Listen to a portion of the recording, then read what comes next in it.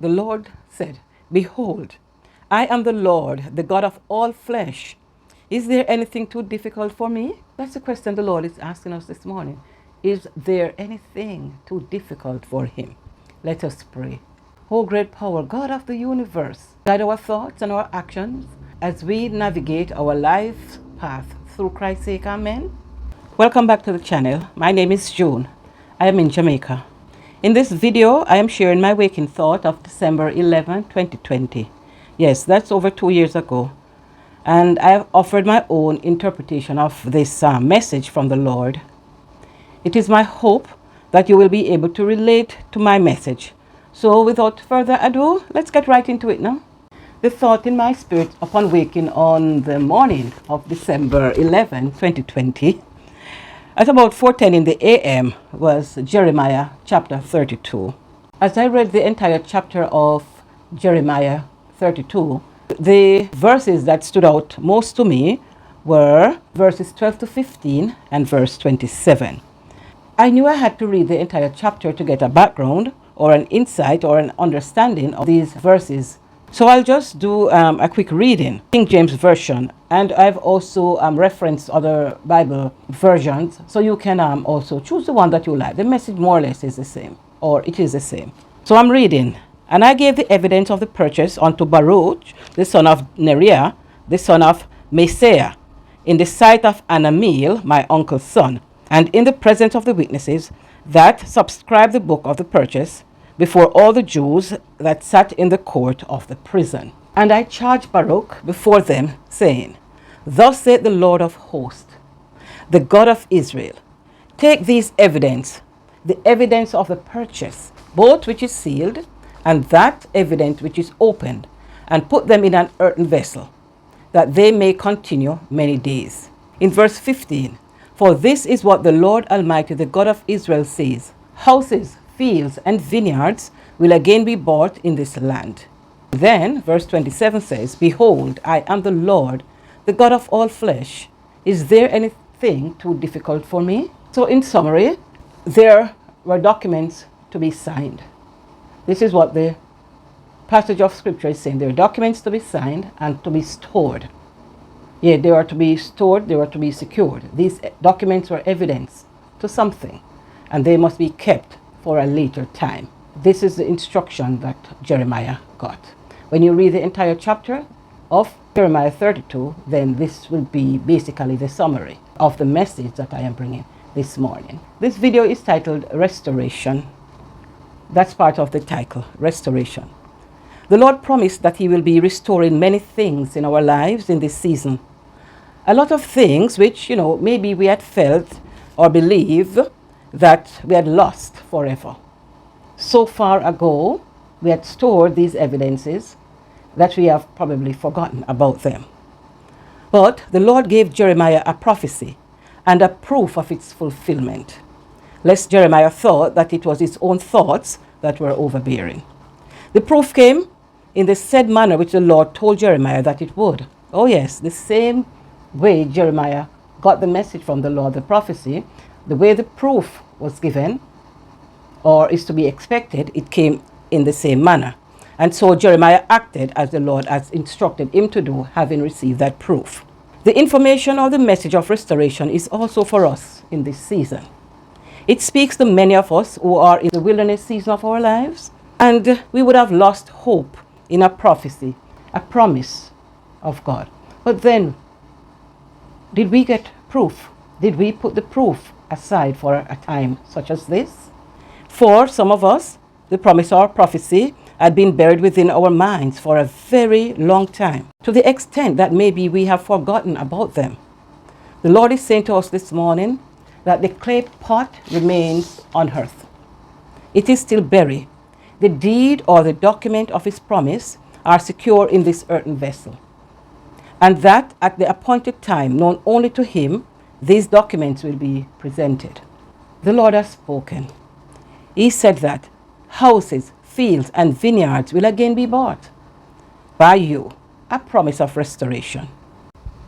And so as we continue reading, verse 27, the Lord said, "Behold, I am the Lord, the God of all flesh. Is there anything too difficult for me? That's the question the Lord is asking us this morning.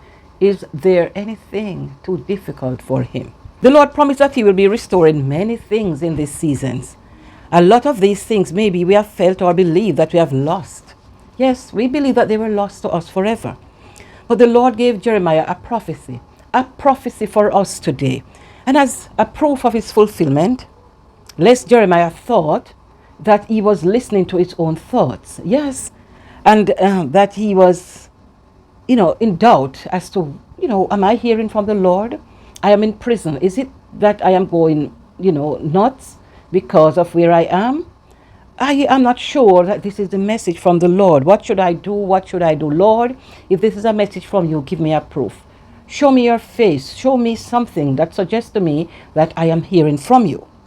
That is what I figured that Jeremiah was doing whilst in prison, at the time. He contemplated whether he was hearing from the Lord. The message that he got, he probably doubted. I think he doubted at that time, because yes, I'm in prison and this is the message you're giving me. It was not just this, the whole chapter speaks of this story whilst he was in prison and the message that he got to give to whom. Yes, and the consequences, of prophecies that he made that caused him to be imprisoned. Now he's coming now with another message from the Lord. So he was like, okay, I brought a message from the Lord to the king, and here is where I am because of that message. And now another message. Well, maybe this one, this one might cost me my life. So Lord, I have to be very sure that this message is coming from you. The Lord gave him the proof of the fulfillment of the message, lest Jeremiah believe that it was his thoughts that were playing tricks on him, and that his thoughts were overbearing, that he needed to hear something good. So the proof came in the said manner in which the Lord promised Jeremiah that the proof would come. And so Jeremiah acted as the Lord has instructed him. The Lord had told him that, listen, your cousin will be coming with some documents. He wants you to buy a portion of land, which is your legal right to do. This piece of land is your rights to purchase. So the promises from the Lord and the prophecies over our lives are for us. We have a right to these. The same way that Jeremiah had right to the land, the Lord is saying to us, whatever prophecies I gave to you, whatever promises, I am holding myself accountable. The way I gave Jeremiah the proof for a certain time, here I am now in this season with you. We are getting closer to that time. And so Jeremiah had, these documents signed and all of that, and he gave them to Baruch. All right, maybe Baruch was the keeper of documents and all that in those days. And so he gave them to him and instructed him to listen. This piece that is signed, this piece that is not signed, put both pieces in an earthen vessel, a clay pot. Secure it. Maintain its integrity, because it is a very, very important piece of document. The information or the message of restoration is also for us in this season. It speaks to many of us who are going through our wilderness phase of life at this time. Too long we have been waiting. Many things happen. Yes, we knew of the beginning. We knew of the end. But what is happening in between, the beginning and the end, it is causing us a lot of sadness.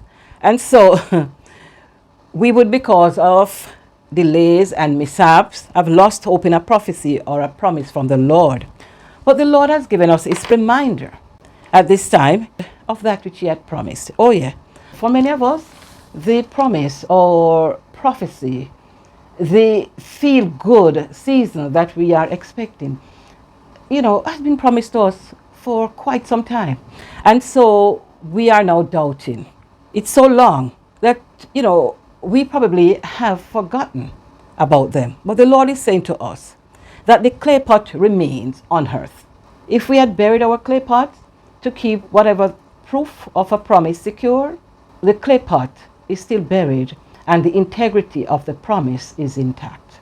So let us hold on to that.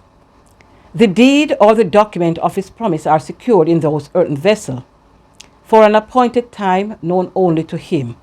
These documents will be presented at such time. The Lord has spoken. Oh yes, the Lord has spoken. He said that houses, fields, and vineyards will again be bought by us. So it is a promise of restoration. He used the word again. Vineyards, fields, houses will again be brought.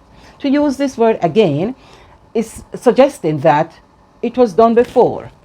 I have said it before. I have done it before. So I am going to do it again. Houses, fields, and vineyards will again be brought by you. Whatever in our lives are represented by houses, fields, and vineyards, the Lord has promised that He will restore these things. What proof of a promise has the Lord given you? How did you receive the proof? Did the Lord speak directly to you? Did He? Tell me about it. Or did the Lord speak through someone else? Maybe a prophet. Maybe it was a conversation with a friend. Maybe you went to the house of the Lord and the message that the pastor brought that day, it resonated with you. Maybe it was even a movie you were watching, a television advertisement, maybe a billboard sign. Whichever way, how did you receive the message from the Lord? And how have you nurtured this message? Did you get a proof? How did you store the proof? Think back. Go back in time and see, okay, yes, I had gotten this prophecy and I have gotten this proof. It could be that, okay, you are getting married, okay, and you are getting married at a particular location. And even a room number where you're going to be staying was given to you. So that would be proof. And so you have to now wait. Yes, having gotten a promise of marriage, what next? During the planning phase, did the proof at any time come to you? Did the name of a particular hotel come to you? Did you call to make any reservation? And as part of the reservation, were you given a room number? This could be very well a proof. If we forget the proof, then we will no sooner be crying to the Lord about differings and delays, abandonment and delinquencies. Where have you put your proof of the promise? Now the season is upon us, this season of restoration which the Lord has promised. The harvest is ready. And now we must prepare for the reaping. It doesn't matter. No, it doesn't matter where you are physically. Jeremiah was imprisoned, and yet the Lord spoke and gave him a proof. The Lord will meet you at your place of residence. He will meet you even in prison. He will meet you in the hospital, in your offices, in your car, on the street, doing your laundry. The Lord will meet you at wherever location that He chooses to meet you. He came to Jeremiah whilst Jeremiah was imprisoned and gave him a prophecy of restoration. Hence, the Lord is saying to us this morning, it doesn't matter where we are physically. He will meet us with our prophecy and the proof of its fulfillment. The Lord also said to Jeremiah, "Behold, I am the Lord, the God of all flesh. Is there anything too hard for me?" And so the Lord is again speaking in this season to us, Jeremiahs. And He's saying to us, nothing is too hard for its accomplishment in our lives. My friends, that was the message for us today. I hope that it blesses you. I will see you in the next video. Keep supporting my work. Subscribe to the channel. Yeah. And sometimes I do live streams. Yeah. If the notification does come, please join me. This is an invitation to us all. Yeah. Please continue to support my work.